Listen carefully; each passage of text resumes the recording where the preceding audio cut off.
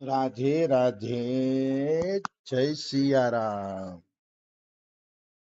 આપણે ચરિત્ર ચાલી રહ્યું છે ગયા પ્રસાદ પંડિતજી મહારાજનું. ગયા પ્રસાદ પંડિતજી મહારાજના ચરિત્રમાં આપણે આગળ વધીએ તો હવે આપણે પહોંચ્યા છીએ આચરનો અર્થ. આચરણ ઉપરથી આપણે આચર એટલે સ્તન, મતલબ માં જેમ પોતાના બાળકને દૂધ પીવડાવવા માટે ઉત્સુક રહેતી હોય, એ જ રીતે ભગવાન એની કૃપા રૂપી દૂધ પીવડાવવા માટે આપણી પાસે ઉત્સુક રહે છે, નિશ્ચિત ઉત્સુક રહે છે. એમાં કોઈ શંકા નથી.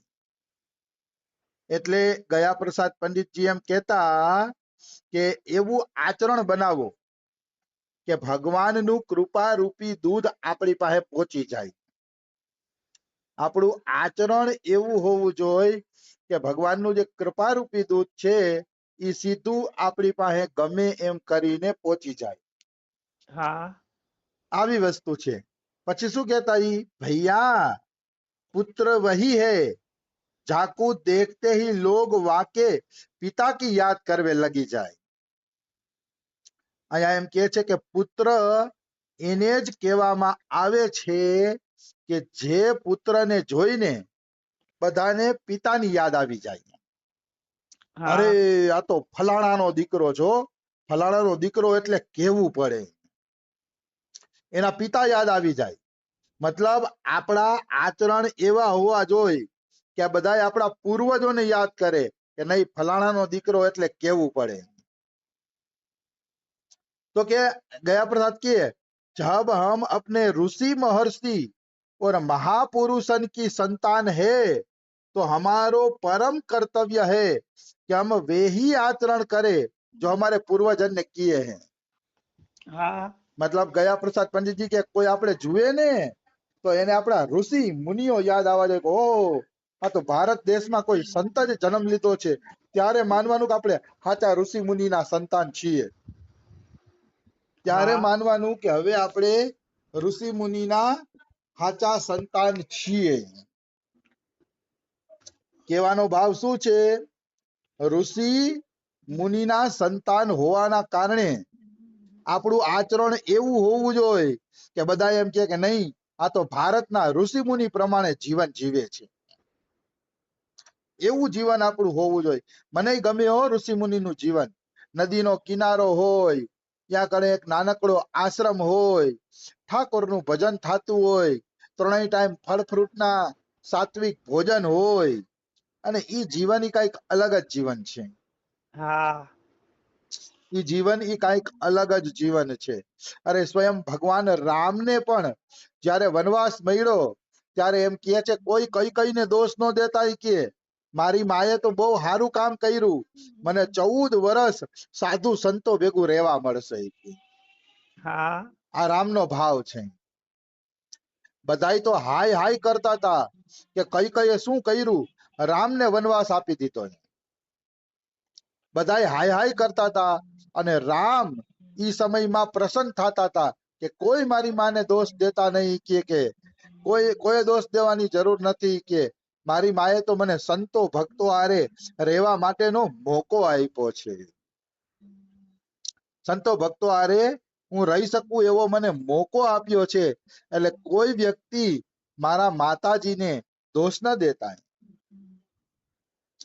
આ રામનું આચરણ છે. અને રામને પણ જંગલમાં રહેવું આ રીતે ગમતું હતું. 14 વર્ષ રામને કઈ દુઃખ નહોતું. રામ તો ખૂબ આનંદમાં હતો. સીતાહરણ થયું પછી ભલે થોડીક લીલા થઈ દુઃખની, બાકી રામને તો સંતોને મળીને ખૂબ આનંદ આવતો હતો. હા, કારણ કે સાચું જીવન જ ઈ છે. આ રાજપાટનું જીવન, રાજકારણનું જીવન, ઈ કોઈ જીવન જ નથી. ઈ કોઈ જીવન નથી. એમ સાચું હા, જીવન જ ખરેખર પ્રભુનું ભજન છે. બિલકુલ. પ્રભુનું ભજન છે, એનાથી આગળનું સાચું જીવન બીજું એકેય હોય જ ન શકે. આવી વસ્તુ છે. એટલે ગયા પ્રસાદ પંડિતજી કહે છે કે તમે એવું આચરણ કરો કે દુનિયા તમારા ઋષિ મુનિઓને યાદ કરે કે આ ભારત દેશના ઋષિ મુનિ જેવું જીવન જીવે છે. મૂળ તો આપણે ઘણા ટાઈમથી આ આચરણ ઉપર જ વાત હાલે છે. જેનું આચરણ સુંદર ને એ ભગવાનનો પ્યારો બની જશે. કારણ કે સારું આચરણ ભક્તિનો પ્રથમ પાયો છે. તમારા આચરણમાં રાગ, દ્વેષ, કામ, ક્રોધ, લોભ, ઈર્ષા, અદેખાઈ આવું જ ભરેલું હોય તો પછી શું તમારું ભગવાન તમને પસંદ કરવાના છે? હા તો ભગવાન તમને પસંદ કરવાના જ નથી. એટલે સારું આચરણ બનાવવું એ જ ભક્તનું સૌ પ્રથમ કર્તવ્ય છે. હા સારું આચરણ બનાવી પછી ભજન કરો ત્યારે ધીરે ધીરે તમે બરોબર રસ્તા ઉપર આવશો. આવી વસ્તુ છે. આવી તો આ આચરણ વિશે જે કાંઈ હતું એ આજે પૂરું થયું છે. હવે આહાર ઉપર ગયા પ્રસાદ પંડિતજી શું કહે છે? હા આહાર એટલે ખોરાક. ખોરાક ઉપર ગયા પ્રસાદ પંડિતજીના શું વિચારો છે એ આપણે જોઈએ. हमारे मन को बनावे बिगाड़वे में आहार की मुख्य भूमिका है. जो આપણું મન બગડે છે કે સુધરે છે એમાં મુખ્ય ભૂમિકા છે આપણા ખોરાકની. હા એટલે કે જૈસા ખાએ અન્ન વૈસા બને મન. જેવું તમે અન્ન ખાશો એવું જ વાસ્તવમાં તમારું મન બનવાનું છે. બિલકુલ. જેવો ખોરાક એવું મન. આ ફાઇનલી છે એમાં કોઈ શંકા નથી. અન્ન એવો ઓડકાર આપણે કહી છીએ ને, જેવો અન્ન ખાય એવો ઓડકાર આવે એવી રીતે જેવું અન્ન ખાશો ને એવું જ તમારું મન બનશે. નિશ્ચિત રૂપે એવું જ મન બનશે, એમાં કોઈ શંકા નથી. એમાં કોઈ એટલે કોઈ શંકા નથી.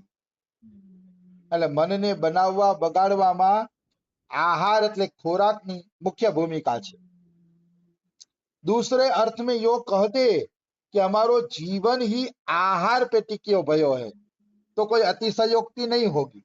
બીજા શબ્દોમાં કહીને તો આપણું જીવન આખું ખોરાક ઉપર જ ટકેલું છે. ખોરાક હશે ને એવો જ મનુષ્ય બનશે. તમે જુઓ અમુક જાતિમાં માંસ મટનનો ખોરાક છે તો એ જંગલી જાતિ છે. જુઓ તમે. હા અને ભારત શાકાહારી દેશ છે એટલે આજે પણ ભારતને શાંતિપ્રિય પ્રજા માનવામાં આવે છે. હા આજે પણ ભારત શાંતિપ્રિય છે. શું કામ? શાકાહારી છે. હજી માંસાહાર થાય છે ભારતમાં હવે તો, પણ તોય ભારત મૂળ તો શાકાહારી પ્રજા જ છે. એટલા માટે શાકાહારી પ્રજા હોવાના કારણે આજે ભારતના લોકોને શાંતિપ્રિય માનવામાં આવે છે. તો મનુષ્યની આખી જાતિ જ ખોરાક ઉપર ટકેલી છે. જે જંગલી જાતિના લોકો છે ને માંસ જ ખાય છે.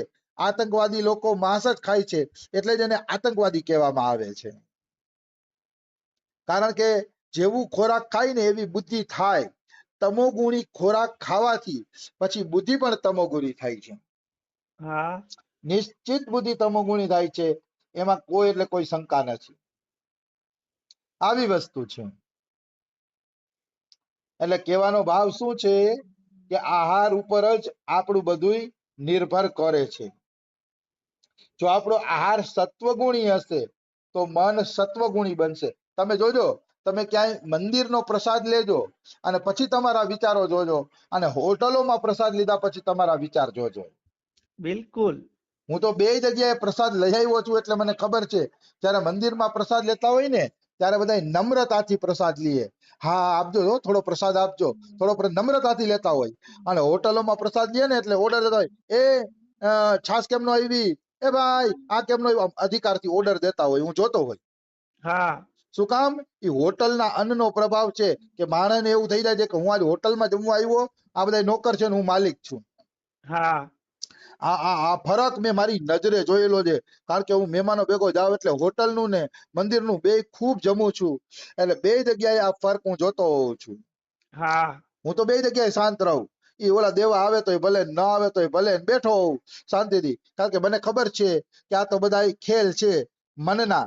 એ મનના ખેલના ચક્કરમાં ન આવવું જોઈએ. હા ખરેખર તો હોટલમાં જમવા જાય ને તો કોઈને નોકર ન માનવા જોઈએ, પ્રેમથી કહેવું જોઈએ, ભાઈ છાશ નથી આવી, ભાઈ રોટી નથી આવી, આ તે. એ બિચારા કામ કરે છે, એને વાર લાગે. હા જરૂરી નથી કે આપણા પ્રત્યેક ઓર્ડર ઉપર ઈ ધ્યાન આપી જ દઈએ. એને બધાયનું જોવાનું હોય, તો અહીંયા આપણે શાંતિ રાખવી જોઈએ. પણ હું જોતો હોય જેને પૈસાનું અભિમાન હોય ને ઈ શાંતિ ન રાખી શકે. હા ઓર્ડરો દેતા હોય, તોડી લ્યો કઈ તો તોડી લ્યો, આમ કેમ નથી થયું ને આમ કેમ નથી થયું ને આ ને તે ને, હું જોતો હોય. તો મારો કહેવાનો ભાવ શું છે? કહેવાનો ભાવ ઈ છે કે જેવો ખોરાક અને જેવું વાતાવરણ હશે ને એવું તમારું મન બનશે.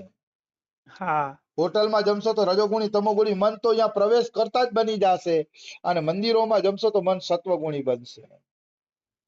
હું ઘણીવાર સુદામા કુટી વૃંદાવનમાં ભોજન લેવા જાઉં, ભક્તો સાથે જાઉં ને એટલે હા ખાલી ખીચડી હોય, બીજું કાંઈ ન હોય. સબ્જી અને ખીચડી બે ભેગું કરેલું હોય, કઈક રોટી આવે, કઈક ને કઈક ખીચડી જ હોય, પણ એવી મજા આવે ને પાવાની કે વાત ના પૂછો. હા સાધુ સંતો ભેગા પ્રસાદ લેતા હોય, મજા આવી જાય. ખીચડી હોય તો પેટ ભરાઈ જાય, સાંજ સુધી ભૂખ ન લાગે. હા બહુ મજા આવે, ભારે મજા આવે.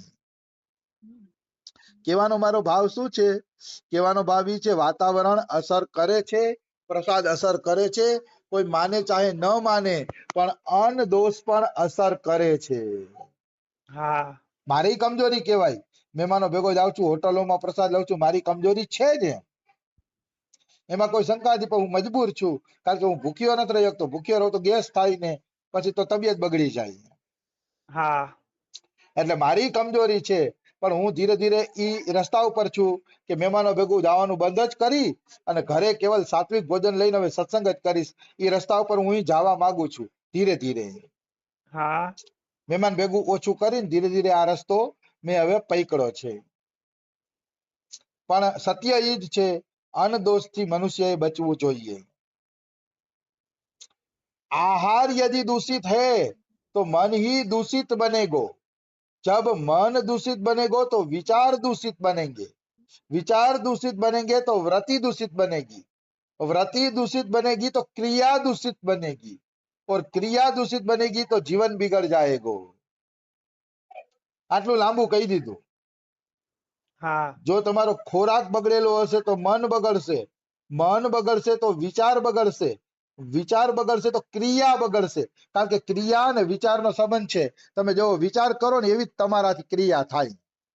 બિલકુલ.